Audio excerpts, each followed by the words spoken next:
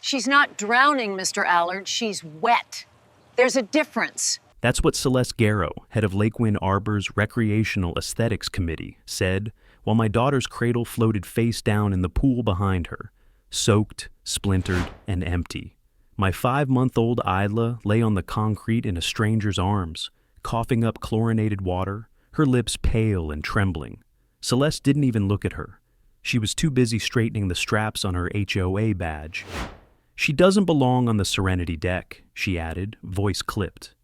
"The area is reserved for visual harmony, not infant noise." She said it like Isla had spilled juice on a white rug, like she hadn't just nearly drowned a baby. I didn't yell, I didn't lunge, I didn't make a scene. Instead, I picked up the cedar cradle, the one I built with my own hands, and flipped it over. The bottom rail was cracked, force applied, downward, not accidental. "I designed this pool's gravity return drainage," I said, my voice flat. "And I know exactly what kind of velocity it takes to submerge an object like this."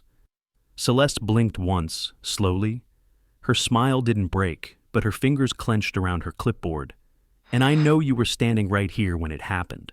If you're watching this, subscribe now. Because in the next few minutes, I'm going to show you how a smug HOA official tried to bury my daughter under 8 feet of silence, and how she didn't know the woman standing next to me leads the homicide division. My name is Thorne Allard. I'm a hydraulic engineer. For 20 years, I've been hired to make sure people don't die in water, whether that's river overflow, chemical floods, or pool circulation systems. I measure pressure, torque, flow, failure points. I also measure people. Celeste has been watching us ever since Isla was born. First, it was a note. Serenity Deck should be reserved for adults who value peace. Then, a citation. Unauthorized infant equipment visible from the community spa. Then came the whispered comments to neighbors that our baby's cries disrupted the HOA's audio landscape, that newborns were incompatible with the wellness aesthetic, that parents like us lowered the tone. But today was the first time she acted on it. I had stepped away from the pool for 60 seconds to grab Isla's pacifier from our lounge chair.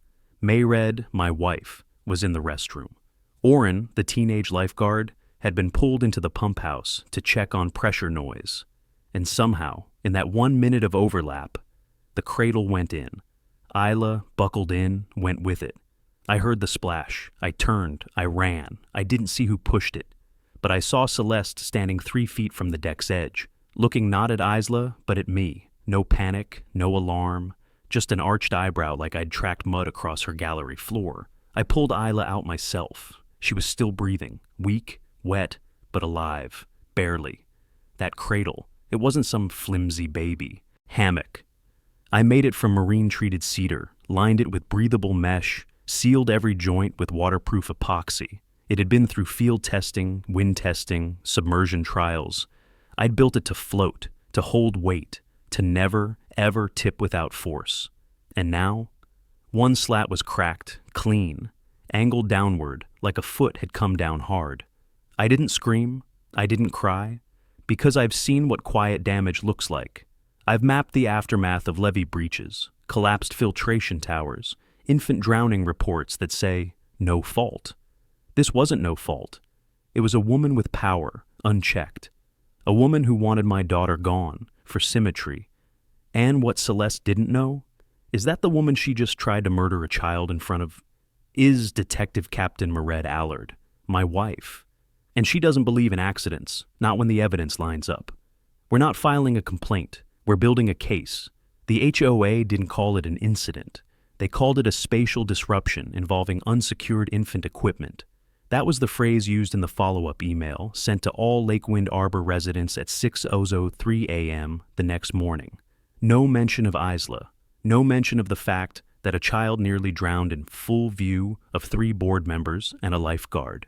No mention that it happened within a dozen feet of Celeste Garrow. Instead, the board praised the swift response of the HOA pool safety program and reminded residents to review Section 12.3 of the Visual Harmony Guidelines. I read it twice. Then I reread the clause they referenced. Section 12.3 wasn't about safety. It was about aesthetic continuity, about how personal accessories and equipment must not disrupt the visual calm of shared spaces.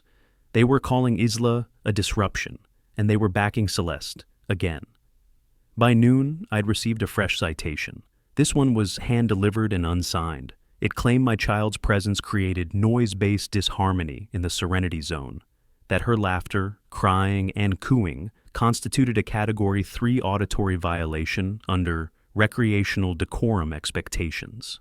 I sat on our back steps with the notice in my hand, staring at the cheap clip art logo stamped at the top like it had any authority over what we'd just been through. Inside, Isla slept in her oxygen dome. Mairead had insisted we take her to the hospital that night. She hadn't stopped checking Isla's breathing for more than 5 minutes since. The pediatric ER had cleared her for major damage, but the way she wheezed now, it was like every breath still had to ask permission. And Celeste, she hadn't even been questioned. At the pool that morning, she'd been sipping a smoothie like nothing happened. A few residents walked past her warily, nodding, unsure of what to say. But no one challenged her. No one mentioned Isla. One woman even muttered, "It's sad, but rules are rules." Rules? Mairead came out with Isla's baby, monitor in one hand and her phone in the other. "She's sleeping steady," she said softly, sitting beside me. "Lung function's good. It'll take time." I didn't answer. I kept staring at the citation. "She's done this before," Mairead added, almost to herself. "Not to this level, but the pattern's there. You remember the man with Parkinson's?" I did. Last year, Celeste had fined a retired professor for bringing a walker to the tranquility deck. She said it introduced kinetic chaos. Then there was the mother of two who got reported for having a picnic blanket with colors too aggressive for the neutral palette. That family moved within 6 weeks. Mairead held up her phone. I checked the HOA board's meeting minutes archive. Guess who redlined the noise clause last spring? I didn't need to guess. Celeste had been building this, just slow enough to keep the rest of the board out of legal trouble. No cameras on the Serenity deck, no fixed decibel readings, no written rules about babies, just guidance. All control, no accountability. "She's smarter than I thought," I said finally. "This isn't impulse." "No," Mairead said. "It's deliberate. And the board's complicit. That email wasn't just PR. It was a shield." I looked down at the cradle, half dried in the sun, its base still warped from where the waterlogged weight had slammed it against the pool wall. That crack hadn't happened by tipping. It had a direction, a point of impact, a force vector. "She didn't know I took pool pressure readings last month," I murmured. The shallow zone filter was functioning normally. Full surface tension integrity, no suction hazards. And now the HOA says the cradle just slipped? Mairead glanced at me. "That's your angle?" "No," I stood. "That's my blueprint." And it wasn't going to be another letter, not another report. We weren't going to file another complaint that ended up shredded in a board member's inbox. I was going to prove that Isla didn't fall into that water. She was pushed, and whoever did it, whoever turned away while it happened, was going to see what happens when engineers document everything. By evening, I had the cradle on sawhorses in my garage, lights rigged, calipers laid out, and a brand new notebook titled Failure Vectors, Infant Submersion, Lakewind Arbor Pool. Because if the HOA wanted this to stay quiet, they'd picked the wrong man, and the wrong child. I saw it in his eyes before he even opened his mouth. Orendell stood behind the HOA clubhouse counter like he'd rather sink through the tile than face me. His clipboard trembled slightly in his hand, and his left foot kept tapping the back of his right calf, like he was trying to shake off guilt without knowing how. He didn't say a word when I stepped inside, just looked at me, then at the entrance behind me, then back down at the report form on his desk. I walked, ending up slow, not to intimidate him, just enough for him to know I wasn't leaving without something real. "You filled out the incident log?" I asked. He nodded. "Submitted it last night." "To who? Celeste?" I tilted my head. "So she files the report about herself?" He didn't answer. His fingers twitched like he wanted to hand me something, but didn't have permission. I looked around the clubhouse. Empty, quiet. The HOA board hadn't shown up yet for the weekly wellness scheduling. Just Oren, alone with the truth. I reached into my back pocket and unfolded the photo I'd printed that morning. A close-up of the cedar cradle, the cracked slat, the stress pattern running through the grain. "Tell me something," I said, laying it gently on the counter. "You've worked this pool for 2 summers, right?" Orrin nodded slowly. "You ever seen a cradle like that tip itself over, fully loaded, weighted at the base?" His eyes flicked to the photo, then to me. He opened his mouth, closed it, then rubbed his jaw with the back of his hand. "I don't know," he muttered.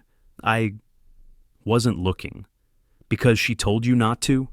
That made him look up. "No," he said too quickly. Then again, softer. "Not exactly." There it was.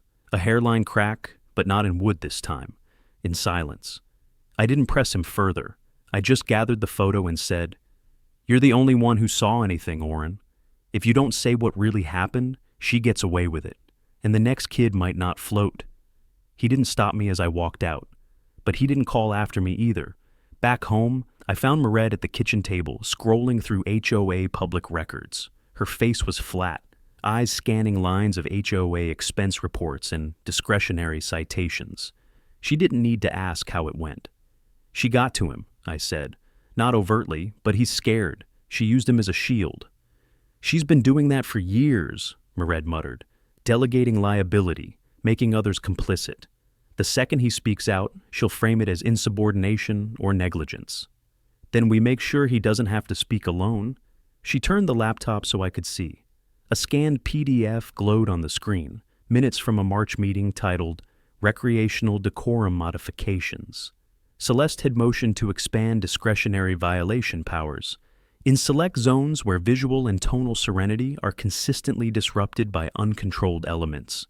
The language was vague, but when read beside 3 noise citations issued later that spring, it was obvious what she meant. "She's soft-coded everything," I said. "Just enough structure to enforce, but not enough to challenge in court." Mered clicked another tab, HOA expense logs. One line was highlighted, private pool security enhancements, Serenity Deck, 2,500 favoi. "Know what that bought?" she said. "A new lock for the pump room, an upgraded filter. Bypass panel. You know who has the only key besides the board?" I already knew. Orrin. Celeste had been pulling him out of position with fake maintenance calls, all timed within minutes of decorum conflicts. All off camera, all logged only by internal entries no one checked unless they were looking. "She's choreographing it," I said quietly. "Creating gaps, stage managing silence." Mered nodded. "And if Orrin breaks script, she'll bury him." I looked toward the nursery. Isla was asleep again. The monitor hummed faintly. "She's building this theater around our child." "No," Mered said. "She built it with our child." And that was the difference. This wasn't just HOA harassment. This was coordinated, calculated negligence, layered, plausible, hollowed out to escape scrutiny. And Orrin, he wasn't just a bystander, he was the missing piece. He was the only one who saw what Celeste did, or what she told him not to see. And eventually, he was going to talk. The only question was, how much damage would happen before he did? The next violation wasn't digital. It was handwritten in blue gel pen on a ripped corner of HOA meeting agenda paper, folded twice and stuffed into our front door frame like junk mail someone wanted you to notice. "Infants do not belong in communal serenity spaces. We all make sacrifices for peace. No signature, no letterhead, no pretense, just the message and the threat behind it." I stared at it for a long minute before Mered stepped outside with Isla in her arms. She paused when she saw my expression, then looked at the note in my hand. "She's done pretending," I said. Mered nodded slowly, her gaze dropping to Isla's cheek, where a faint red line still lingered from the pool deck's edge. "Then so are we." It wasn't just the note.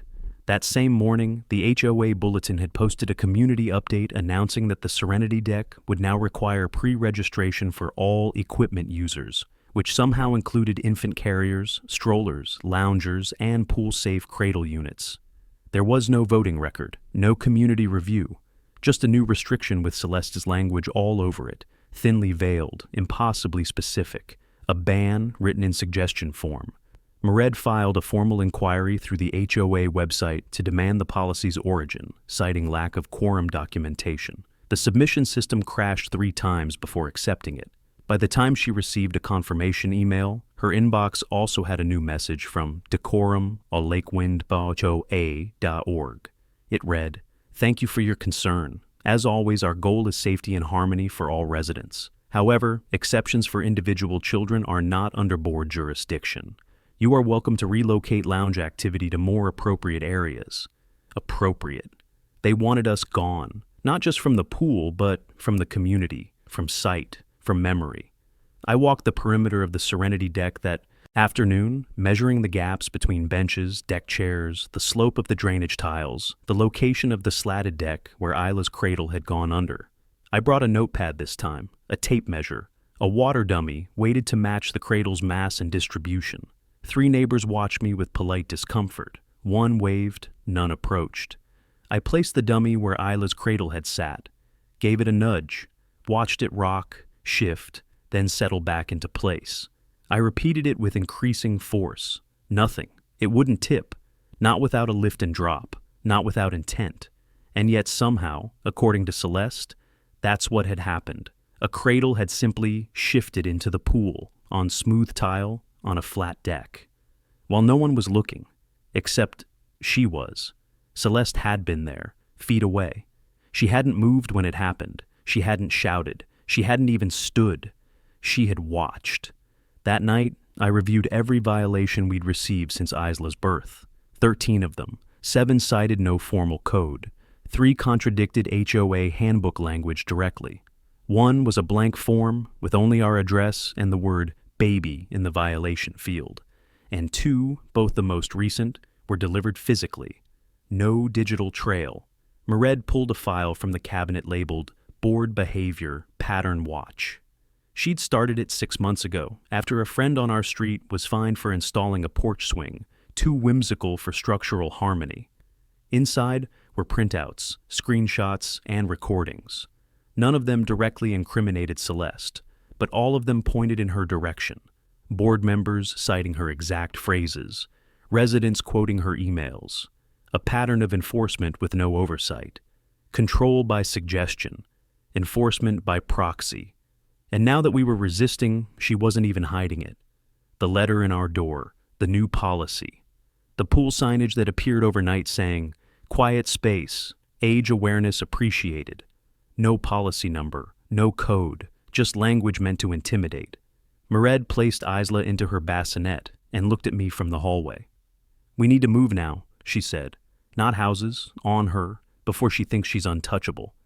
"I already started," she raised an eyebrow. I rescanned the cradle frame, the crack depth and impact angle proof force application from above, mid-center slat. I recorded the test and logged it into a dated archive. Mered gave a quiet smile, not relief, just recognition. "She doesn't realize who she's dealing with," she said. No, she didn't, but soon she would. I didn't sleep the night after the rescan. I just kept replaying the splash in my mind, over and over, so sharp, so short, like a cork yanked from glass. The cradle had been right where I left it, snug against the edge, beneath the shade cloth that hung in perfect symmetry with the west fence. I'd designed the setup with slope mapping and lateral force in mind. It should have been untippable, but cracks don't lie. I ran the footage again, my own. A week before the incident, I'd mounted a discreet GoPro under Isla's shade sail to capture her first reactions to pool sounds. I'd forgotten it was still running. And there it was. Not the push, not the splash, but the gap. A 1-minute, 41-second segment cut off entirely. Static. Then recovery. Someone had jammed the signal. I checked the metadata. Playback failure, timestamp skip. A magnetic distortion burst at the start of the gap. You don't get that from wind or from sunlight. You get it from a blocking field, a deliberate signal interruption. Celeste knew cameras were everywhere, so she created absence. Just like her policies, just like her rules. She didn't write actions, she created voids and let implication do the rest. And I was done giving her empty space. By mid-morning, I was back at the HOA clubhouse under the pretense of submitting a code clarification request. The front desk was empty. Only Oren was inside, tucked behind the rec desk, typing something with headphones in. He didn't look up until I laid the violation log on the counter beside him. He jumped slightly, pulled his earbuds out. Didn't hear you come in." "I brought you something," I said, sliding the binder toward him. He looked down at the pages, confused. "What is this?" "Every noise violation, visual disruption, and behavioral notice filed in the past 8 months against residents with children under 5, cross-referenced with the minutes where Celeste rewrote the decorum guidelines." His fingers hovered over the page like they didn't want to touch it. "You tracked all this?" he asked. "My daughter nearly died, so yes." He looked up then, jaw tight. I kept going. "I also ran a drop test on the cradle frame, multiple force scenarios, found a pressure arc that matches a sharp downward kick, mid-center, heel-based. You know who was sitting poolside during that window?" Oren said nothing. "You, Celeste, and 2 silent board members. That's it." His throat bobbed. "She called me to the pump house," he whispered. "Said there was a leak." "Was there?" "No, nothing. She just had me stand there with the door propped open. Said she'd take care of the deck arrangement." There it was. I didn't breathe. "She said it was too much wood in a soft zone," he continued, "and that babies didn't fit the layout." I didn't know what she meant, not until I heard the splash. "You heard it?" He nodded. "I ran back, but you were already there." "Did you see her touch the cradle?" "No." His voice cracked. "But she didn't look surprised. She didn't even move until someone screamed." He rubbed his hands hard over his face. "I should have stopped her, but she's been calling me off the deck for weeks now. Every time a kid shows up, says the pipes need checking, that the solar panel input is surging. It's always something, always when a family's near." I stayed quiet. "I didn't think she'd do anything," he said. "Not to a baby." I reached into my satchel and pulled out a small envelope. Inside was a copy of the filtered cradle test and a frame-by-frame breakdown of the GoPro's signal gap with timestamp overlays. "Take this," I said. "Keep it off HOA property. Keep it safe." "What are you going to do?" Oren asked. "I'm going to show the county what a pattern of silence looks like, and how someone like Celeste builds violence into infrastructure." Oren hesitated. "Will they believe me?" "They won't need to," I said. "They'll believe the math." The cedar cradle sat stripped and disassembled on the floor of my workshop. Every bolt, every slat, every fiber cataloged. I drilled test holes through the crack, analyzing splinter patterns, measured the variance in wood tension with fresh control samples. The pressure threshold from the fracture radius confirmed what I already knew. An object that small doesn't break under its own weight. Only one kind of force could cause that kind of split. Directional, fast, and deliberate. A downward strike. From a standing position. I logged it all in my field notes. 36 entries, each time stamped and labeled, photographs, angles, simulations. I could have submitted it to any safety engineering board in the country and made a case study out of it. But this wasn't about career credentials. This was about Isla. And the fact that the HOA's decorum enforcement had come within seconds of becoming involuntary manslaughter. I pulled up the neighborhood badge log next. Oren had sent it discreetly through a private Proton Mail burner Mayred helped him set up. No HOA credentials tied to it. No trace. Just raw keycard data pulled from the Serenity's own access logs. Celeste's card showed a tap at 2:41 p.m. The splash had happened at 2:44. 3 minutes. She had entered the cabana, directly adjacent to the cradle, less than 3 minutes before my daughter almost drowned. She never swiped out. And Oren's log? It had him off deck during the same window, performing solar input reset, which of course doesn't exist. She'd timed it, she'd known the blind spots, the camera angles, the gaps, and the silence. I compiled the logs, cradle stress results, and pattern charts into a single master file. Then I exported it to a hard drive, not a cloud account, not an encrypted drive, a physical copy, tangible and admissible. That night, I placed it into Mered's hands. "Bring it to your contact at CPS," I said. "The one from the Kravitz case. She'll understand the framing." Mered didn't speak. She just nodded and slipped the drive into a labeled envelope.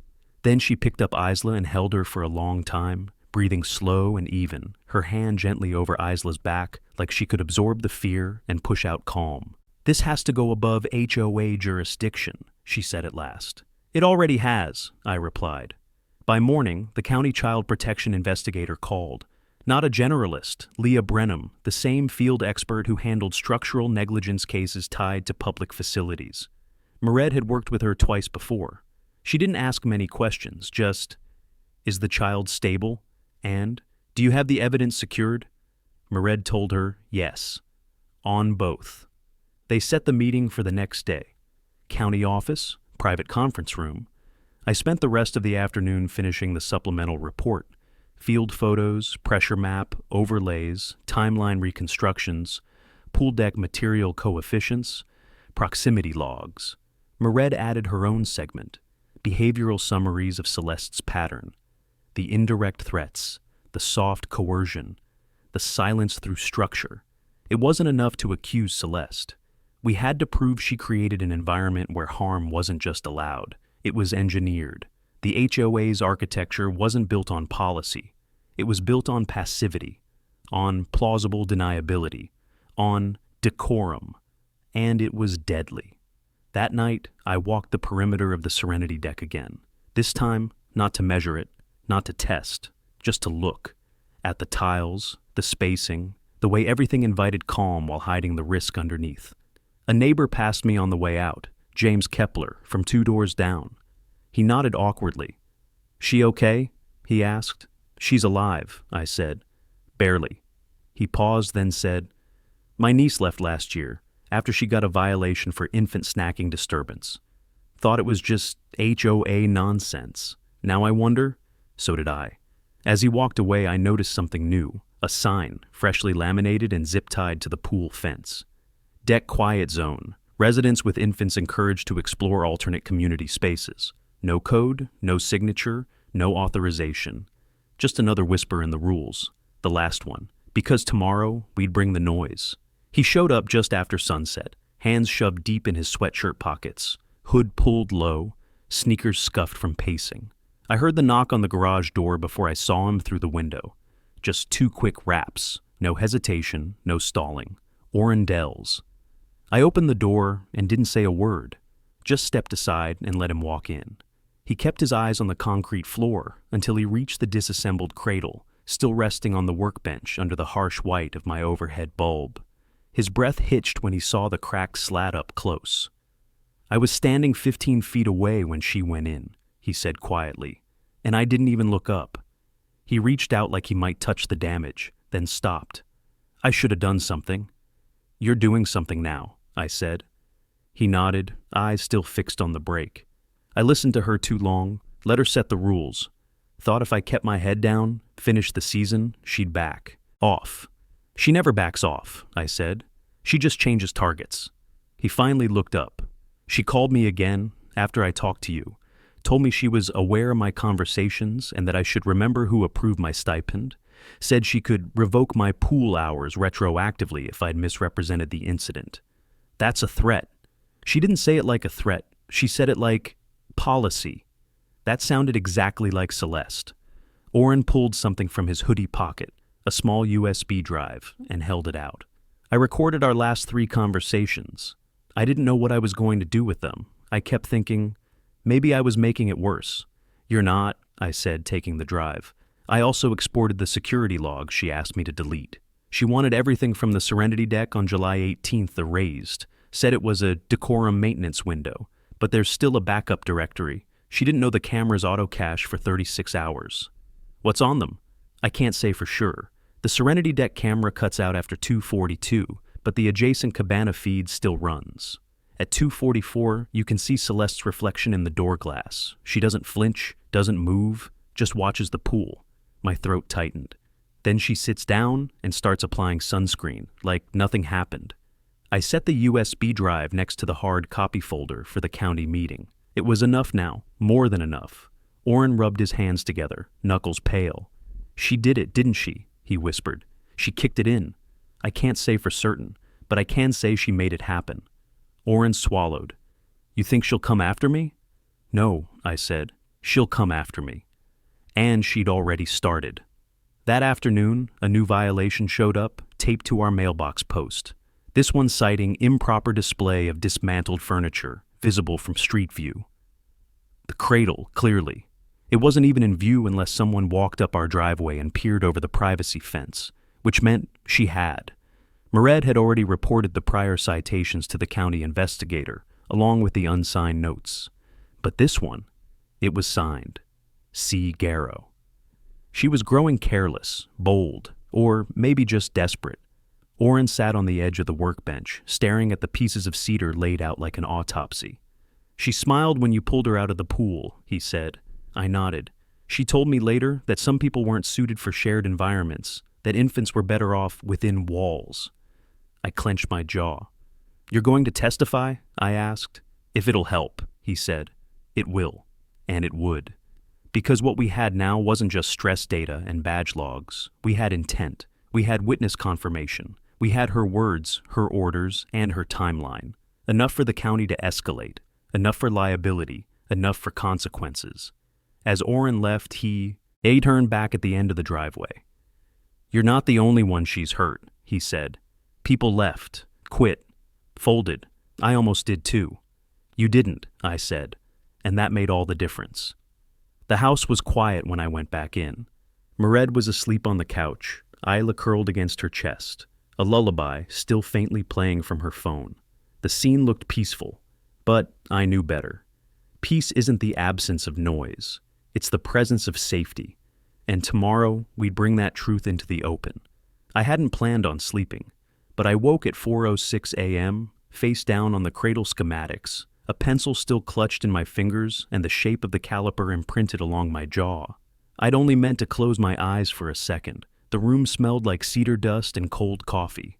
I sat up slowly, back sore, and reached for the printed binder on the corner of the bench. Every piece of the case was there now, compiled, ordered, paginated. The chain of events, the violation timeline, the filtered logs, the video freeze frame of Celeste's reflection, and Oren's signed statement. The folder for the county office was complete, but I wasn't done. Because Celeste didn't operate in absolutes. She didn't give orders in ways that could be proven beyond question. She nudged systems. She moved quietly, rewrote the frame, and let others carry the weight. If this was going to hold, it needed one more layer, proof of outcome design. I returned to the deck simulation, my side project. It was a full 3D model of the Serenity Zone built in CAD. Dimensions, slope coefficients, surface friction based on the pool deck material, even simulated temperature readings to account for moisture expansion.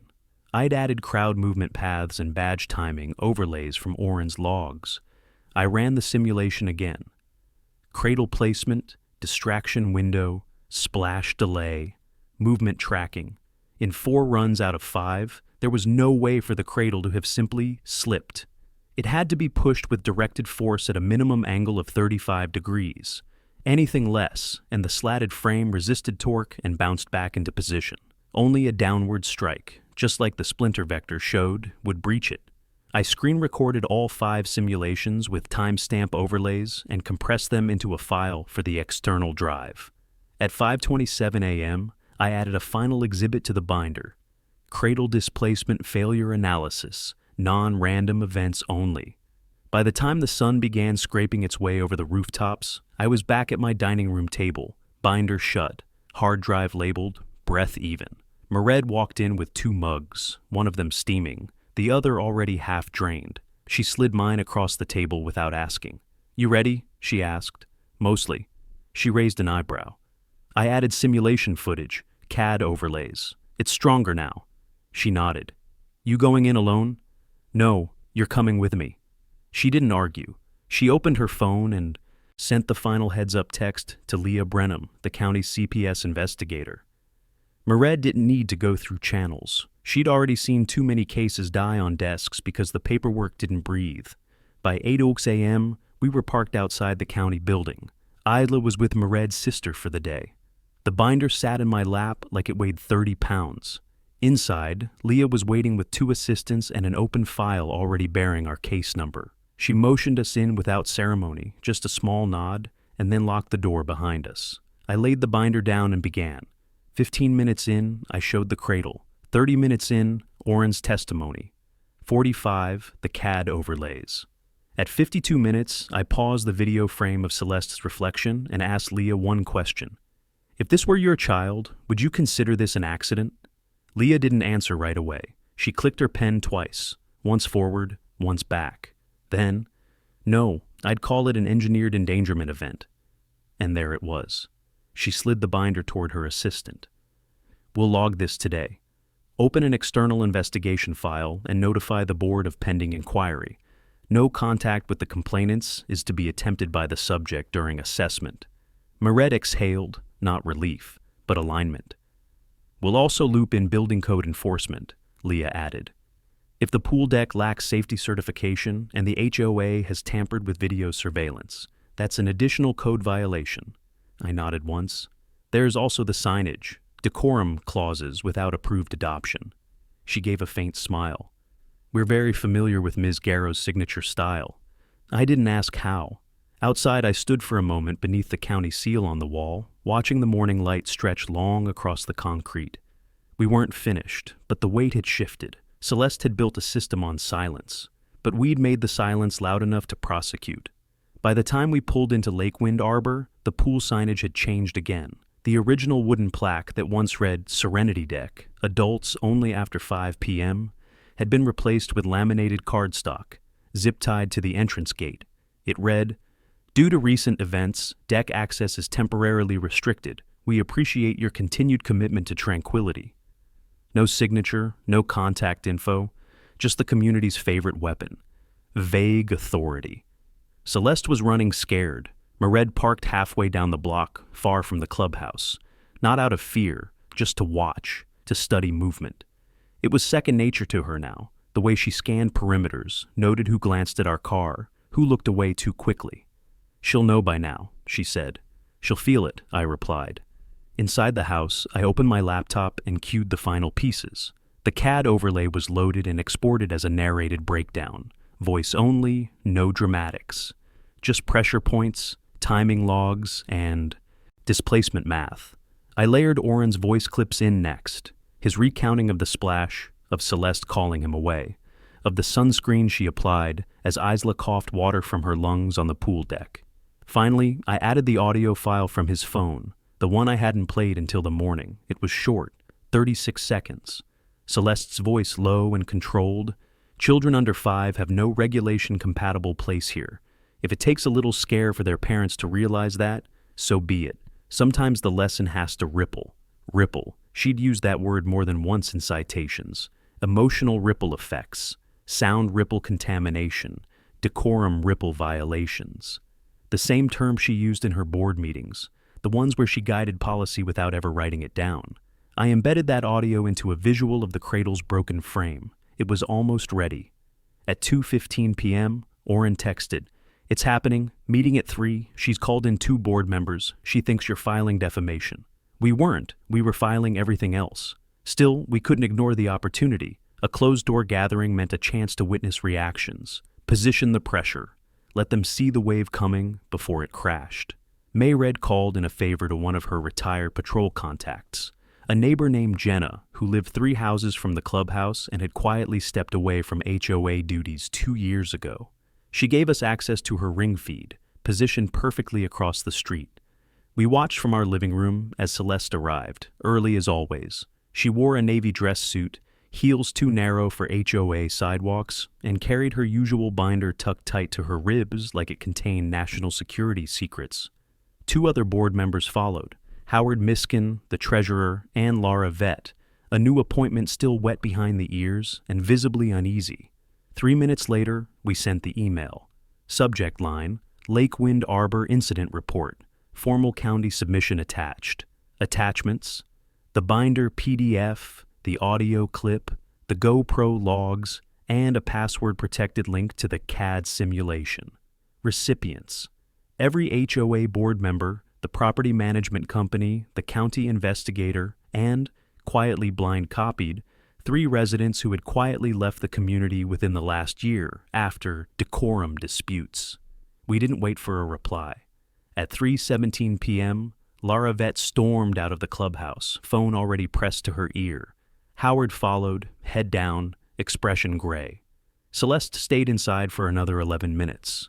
When she finally emerged, her posture had changed. Not the steel rod spine we were used to, but shoulders tight, jaw locked, phone held at her side like she'd forgotten it was still in her hand.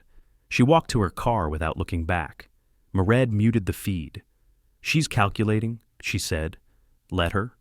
The next morning, a neighbor we didn't even know rang our bell. She looked nervous, eyes darting. To the street, then back to the door. "She did this to us too," she said. "My son got a violation for wearing water wings. Said it was visual clutter. We didn't fight. We just left the pool." Mered motioned her inside. That night, I opened a new folder on my desktop. Witnesses, pattern archive, and I knew it was just beginning. The ripple wasn't hers anymore. It was ours now, and it was growing. The morning of the county follow-up meeting, the Serenity deck was empty for the first time in months. No loungers, no curated tea carts, no folded towels staged by HOA volunteers to maintain spa ambiance. Just wind skimming over slate tile and a silence that felt too still to be peace. Mered and I stood across the street, near the hedge line where Idla used to giggle at butterflies before her lungs filled with water. She was with her aunt again today. We weren't bringing her back here. Not yet. Across the pool gate, Celeste's signature was still visible on a faded community bulletin. Decorum isn't about rules. It's about shared values. Underneath it, someone had scrawled in Sharpie, "We don't share yours." I didn't smile, but I didn't look away either. At 9:04 a.m., a black SUV pulled into the lot behind the HOA clubhouse. A county seal glinted on the door. Leah Brenham stepped out, wearing plain flats and a slate gray windbreaker. She carried no briefcase, just a slim folder in one hand and a digital tablet in the other. Behind her came two men in button-downs and jeans. Building code enforcement. Not flashy, not loud, just there, purposeful. Mayred's phone buzzed. One line, "Inside." We crossed the street just as Celeste emerged from the far side of the clubhouse. She hadn't seen us yet. She was flanked by two board members, neither of them speaking. Her mouth was moving fast. She gestured once toward the pool gate, then to the deck tiles. Leah didn't interrupt her, just waited, listening. When she spotted us, Celeste's voice stuttered into silence. Her gaze landed on Mered first, then on me. She didn't look at the envelope in my hand. She didn't need to. She knew what it was. Leah broke the silence. "Mr. Allard, I'd like you to walk us through your simulation one more time." Celeste's expression shifted. Not fear, not yet, just calculation. Trying to find the angle, the spin. "I'd like to request counsel be present before any community accusations are discussed," she said, tone sharp, official. "This isn't a community issue," Leah replied. "It's a county investigation into potential endangerment and structural negligence tied to modified shared property." She said it calmly, without pause. Celeste froze. "We'll begin with the design overlay," Leah added, nodding to me. I stepped past Celeste without acknowledging her. The meeting room was cool, the blinds drawn halfway. I placed the binder on the table and plugged in the drive to the county's laptop. The simulation began with no sound, just visuals. The cradle placement, the deck slope, the filtered badge logs, the reflection in the cabana door. The data didn't accuse, it just revealed. When the audio clip began, Celeste's voice saying, "Sometimes the lesson has to ripple." No one reacted, not at first. But the quiet shifted, became denser, heavier. Laura Vett, the board member who'd walked out the week before, spoke up. I wasn't in any vote that approved those decorum expansions. There were no board meetings logged in March. She must have filed them herself. Howard Miskin looked sick. I signed them. I thought they were standard language updates. She told me it was for insurance. Celeste didn't deny it. She just turned toward Leah and said, "This is political theater. You think I built this neighborhood by letting people treat it like a daycare?" Leah didn't flinch. "You built a paper fortress around a pool deck, but you forgot to waterproof it." 30 minutes later, the meeting ended. Celeste refused to answer further questions. She left without shaking hands, her heels sharp against the tile, binder clutched so tightly her knuckles drained white. We stayed behind. Leah turned to Mered. "She'll try to spin this, file counterclaims, but the weight is against her now." Mered just nodded. She's not the threat she thinks she is. Not anymore. Outside, the wind picked up, scattering a few loose leaves across the pool tiles. A child's ball sat deflated against the far fence, forgotten or left behind during the last mass exodus of families. It rolled slightly, then stopped. I reached down and picked it up, dusted it off. Mered watched me. "You still want to fix things here?" "No," I said. "I want them rebuilt." Because fixing implies the bones were good, but now we knew better. The chairs were already set up when we arrived, folded in a tight semicircle facing the board table.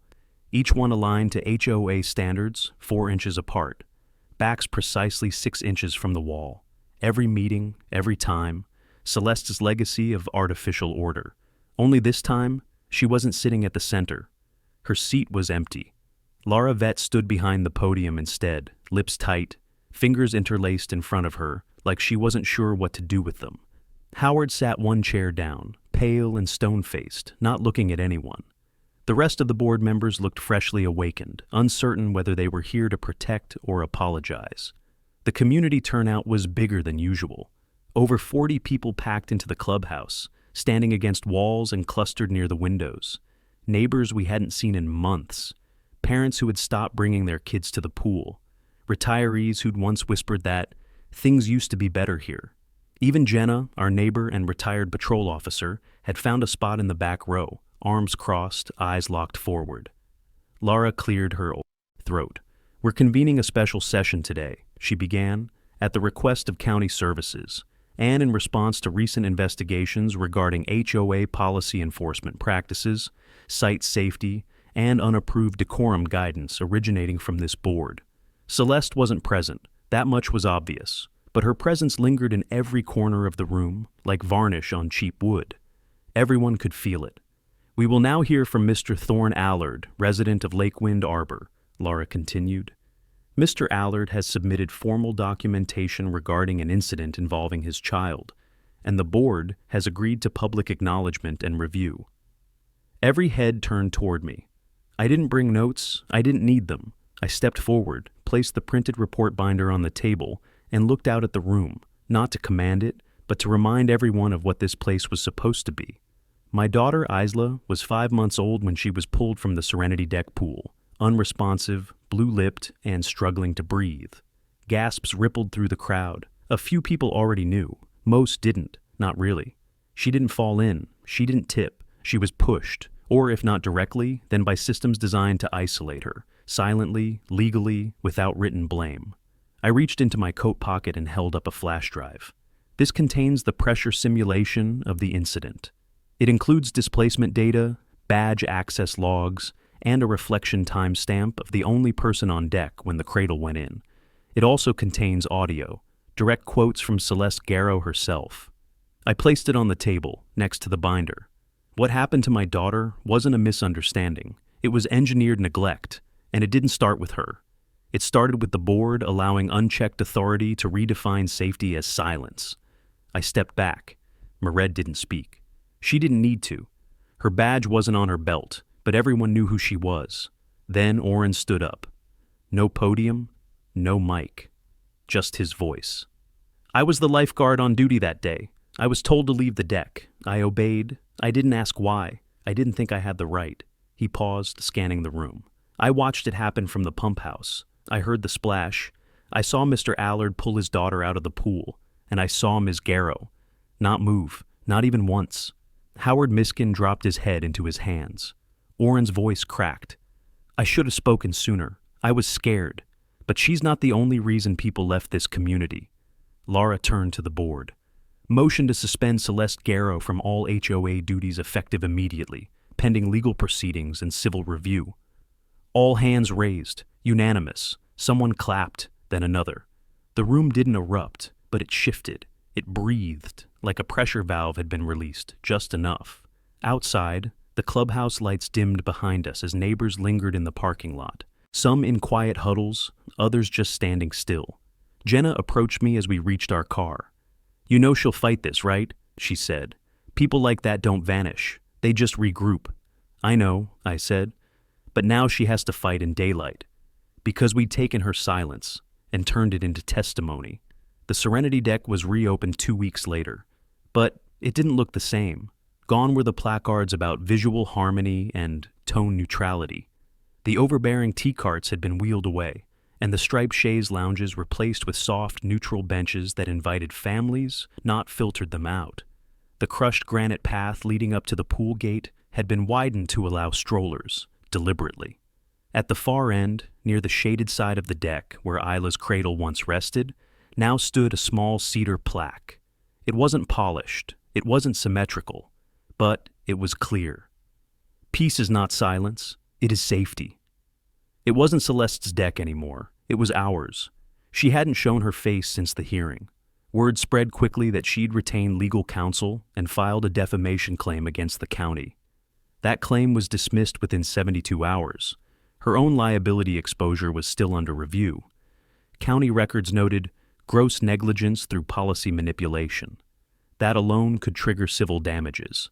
But for us, it was never about suing her. It was about removing her reach. The HOA held an emergency vote a week later. Laura Vett was named interim president. The decorum clauses were suspended indefinitely. Code enforcement requested external review of every policy created under Celeste's name in the last 18 months. Dozens of families stepped forward with new accounts, some quiet, some furious, all grateful. And Orrin, he was offered a job with the city's aquatic safety department, a lateral step toward his forensic science dream. Mered personally wrote the recommendation. When she handed it to him, he cried quietly. Said it was the first time in 2 years someone believed he was more than just the kid with the whistle. As for me, I kept the cradle. I rebuilt it from scratch, same dimensions, same angle-resistant base, but this time with a new rail along the back, not to protect it, but to hang a nameplate. Isla's. We don't keep it outside anymore. It stays in the nursery, right beneath the window that catches the morning light. Isla still struggles to nap sometimes. Water sounds make her flinch. But she's alive, whole, growing stronger every day, and I've stopped counting the what-ifs. Mered said something last night as we sat on the back porch watching Isla press her hand against the glass. You built something to float, and they still tried to sink her. She wasn't wrong. But the thing about engineers, we design for failure. We anticipate it. And then we build systems that fail safely, that bend, not break, that alert the next person. In line before the damage spreads. That's what this was. A failure system triggered too late, but not too late to matter, because someone finally looked.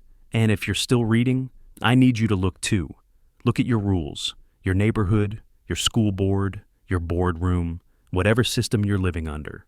Because silence isn't peace, it's camouflage, and someone like Celeste knows how to weaponize it.